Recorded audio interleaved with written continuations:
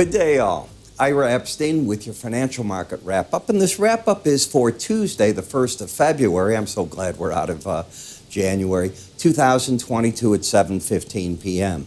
I'm going to have my Raisin Bran and Wheaties. We're in Chicago due to get over the next 72 hours upwards in the city of 8 to 10 inches of snow, if not more.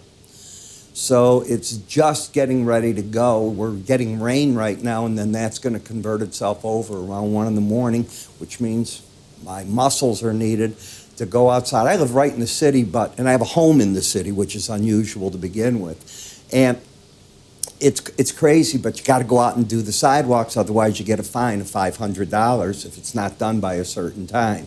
I don't need the fine. I'd rather apply it to the marketplace, but you get exercise. In the old days when I wasn't home, you'd have people do this, but I'm home, I might as well do it. All right.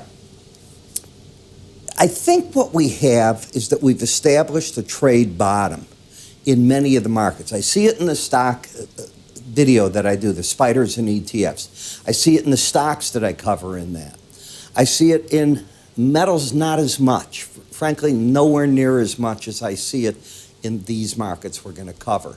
So let's get to them, and let me explain a few things. We are in some resistance areas, and I'll show you that. What you've done is you've stayed under now the 18-week moving average of closes much longer than you have in the past. This is 2020. 2020. Did you hear what I said? 2 years ago. You didn't do that. What I said is a watershed event. The Fed changed the market. Do they want to go real fast? No. Federal reserves in this environment, and I want to be clear, this environment don't have a need to move real fast. They move too fast, they're going to kill the patient.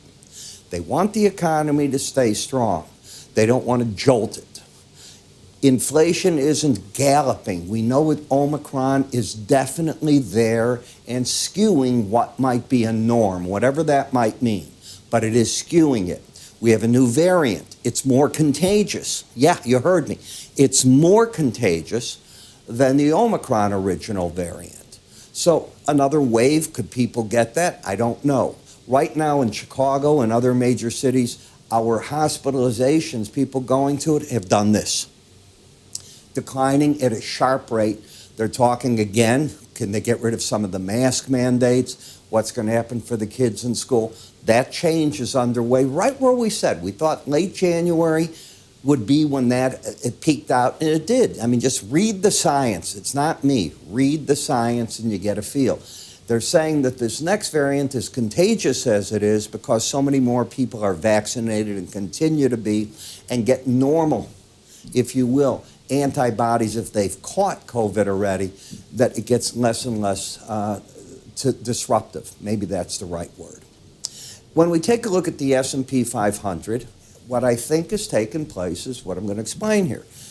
You had a market and uptrend, it failed.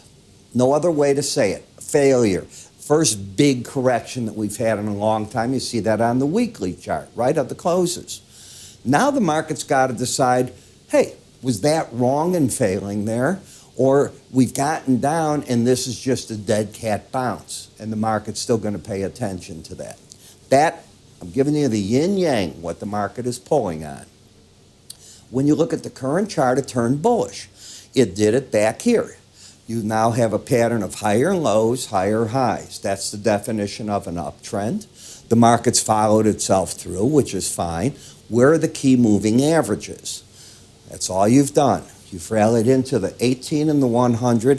This is where the people that got caught, I think, are coming out of the market.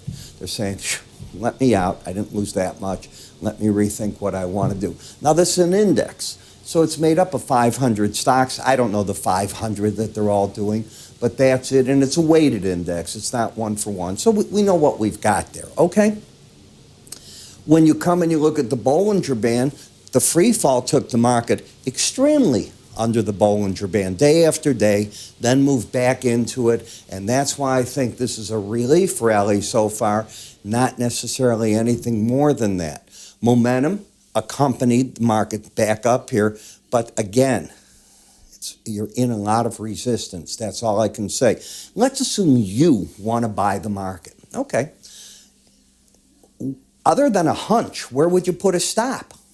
If you're going to tell me you're going to put it back here at 42.63 and you're buying the market at 45.57, I'm going to say that's $1,500 a contract. Are you nuts? That would be my answer. That doesn't mean you're wrong in buying. The risk is just insane for a guy like me. What do I know? When you come up here, let's remove where you're at. This is where we were yesterday, Monday. Today's Tuesday. I'm going to look for this combination to be the first resistance. Lo and behold, that's what the market did. Now we're tonight. If you can continue, then the 100-day is your next stopping spot.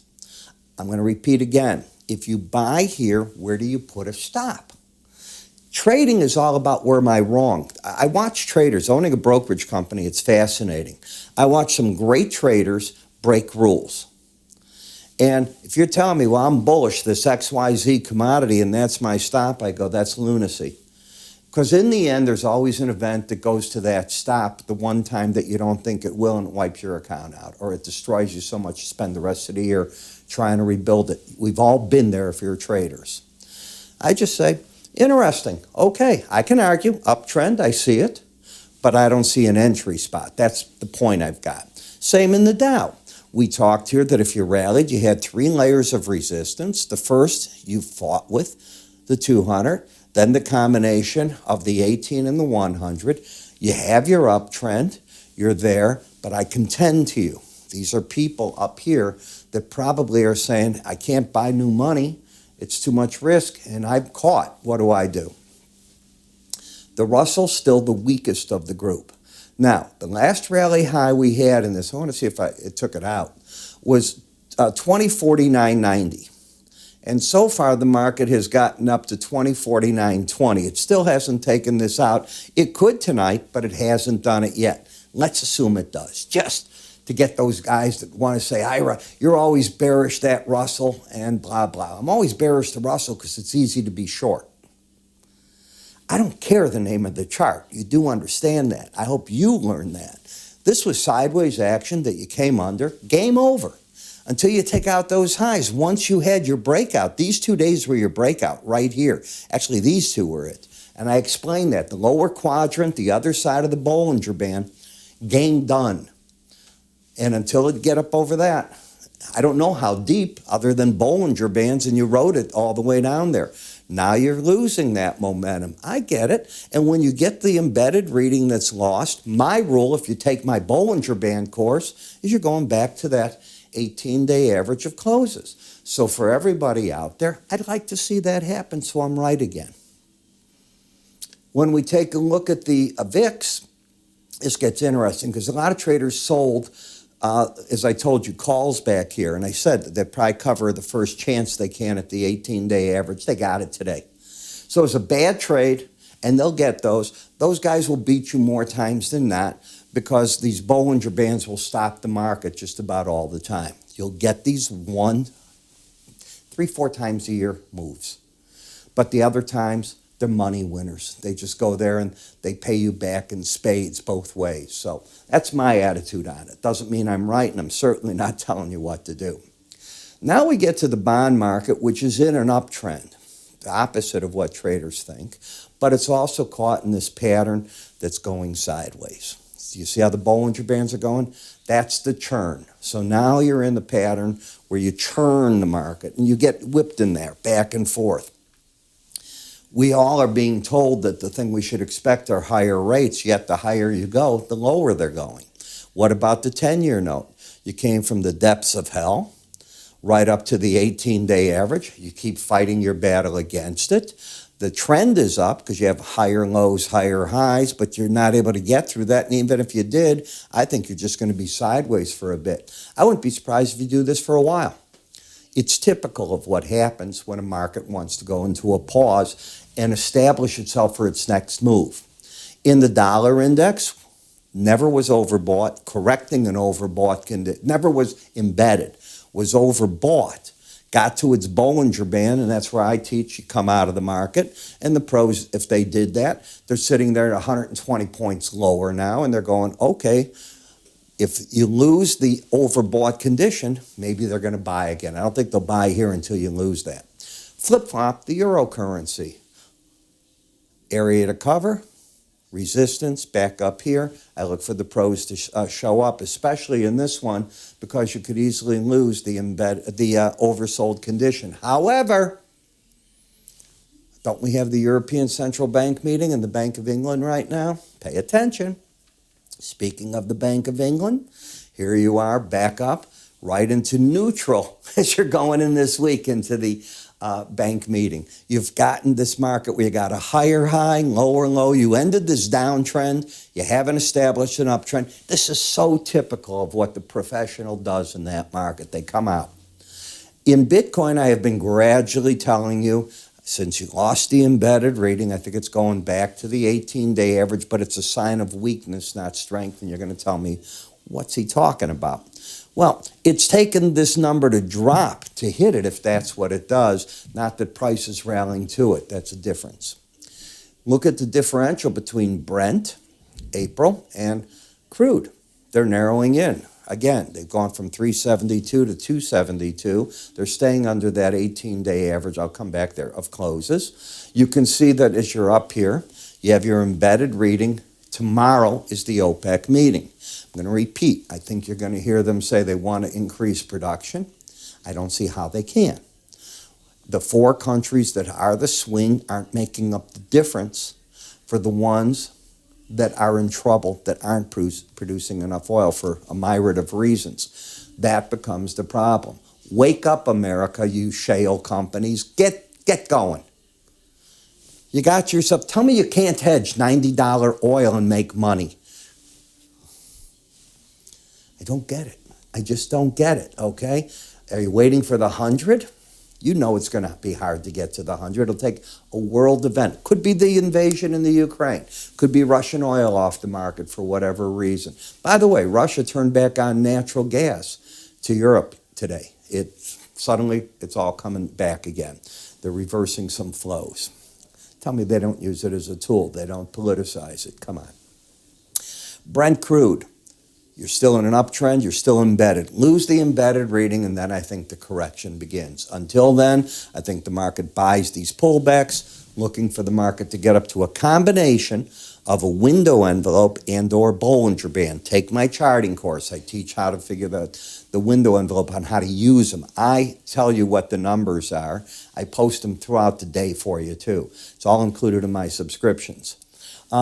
As you're working here, you can get right back there in the heating oil. Haven't lost the embedded reading.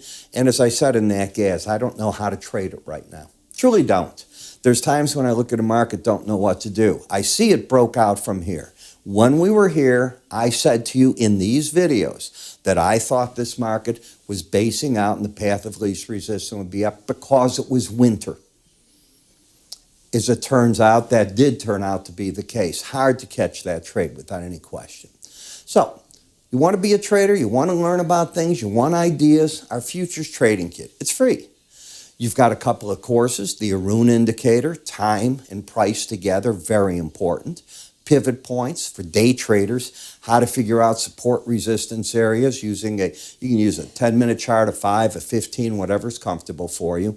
A lot of my proprietary stuff, such as supply and demand for money, M1, M2, M3. I developed it when Volcker was our Fed chair. And if you don't listen and pay attention to the velocity of money, it's a mistake, especially where the Fed's headed now. They're going back to a degree of that type of thinking. All of the current CME courses, free ones, they're all here as to how you work with them. So how do you get this? And by the way, it includes our charting software. And if you haven't tried my research, a free access to it. When you're in the area on our website for the free offers, you'll see that as well. Click off what you'd like to get. My staff will get it all to you in the next day. I'm Ira Epstein. Have a good day. Go to www.iraepstein.com. Free offers. See you tomorrow.